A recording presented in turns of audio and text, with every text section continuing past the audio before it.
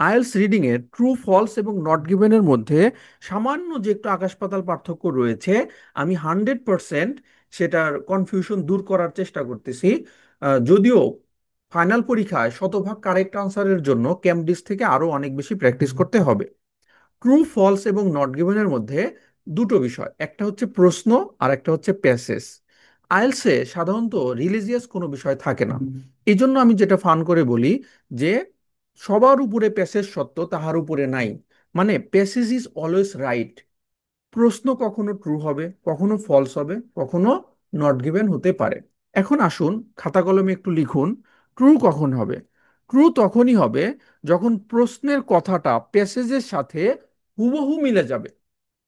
মনে রাখবেন, প্রশ্ন এবং প্যাসেজ শতভাগ শব্দে শব্দে মিলবে না, কিন্তু আমাদের অবচেতন মনে পরীক্ষার হলে যে শব্দে শব্দে খুঁজতে থাকে, যে জন্য সময় নষ্ট হয়। কিভাবে মিলবে? সিনোনিম আকারে মিলবে, প্যারাফ্রেজ আকারে মিলবে, আইডিয়াগতভাবে মিলবে।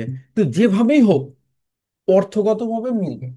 প্যারাফ্রেজ মানে কি? প্যারাফ্রেজ মানে হচ্ছে গ্রামার চেঞ্জ হবে, ভোকাবুলারি চেঞ্জ হবে, কিন্তু অর্থ কখনো চেঞ্জ হবে না।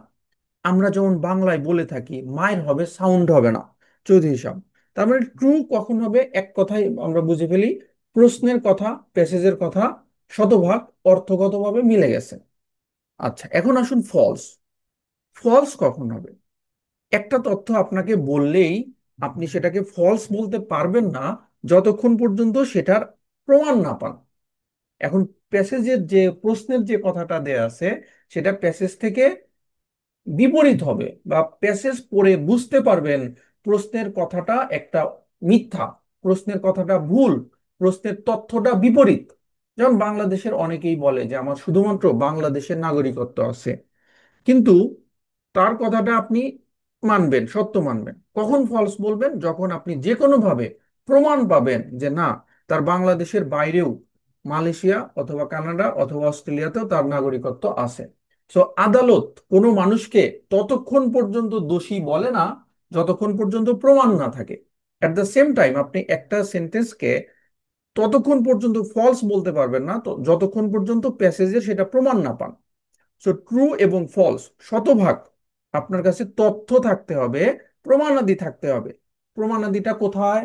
প্রমাণাদিটা হচ্ছে প্যাসেজের মধ্যে। এখন আসে নট গিভেন কখন হয়?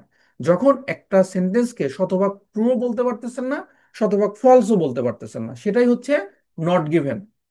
আরো যদি বিস্তারিত ব্যাখ্যা করে বলি, যে একটা তথ্য সম্পর্কে একেবারে কিছুই বলা নেই। যেমন আমি বললাম যে আমি গত বছর আমার পরিবারের সাথে প্লেনে করে কক্সবাজারে ঘুরতে গিয়েছিলাম। এখন এই কক্সবাজারে ঘুরতে গিয়েছিলাম, প্যাসেজের মধ্যে কক্সবাজার শব্দটা দেয়াই নাই। এখন প্যাসেজে শুধুমাত্র বলা আছে এখানে ঘুরছি সেখানে ঘুরছি, আমি ঘুরতে পছন্দ করি ফ্যামিলির সাথে, আবোল তাবোল নানান কথা। সো কক্সবাজার শব্দটা দেয়াই নাই, মানে হচ্ছে নট গিভেন। মানে প্রশ্নে প্রশ্নে যে কোনো অতিরিক্ত কথা থাকলেই সেটা নট গিভেন হয়।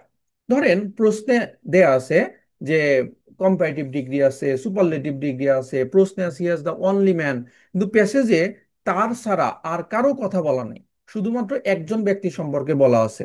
আর প্রশ্নে বলেছে কম্পারেটিভ সুপারলেটিভ, যেখানে অনেক মানুষের সাথে তুলনা করে বলেছে। মানে এই যে প্রশ্নে অতিরিক্ত তথ্য, মানে হচ্ছে নট গিভেন। আশা করি সবাই বুঝতে পারছেন।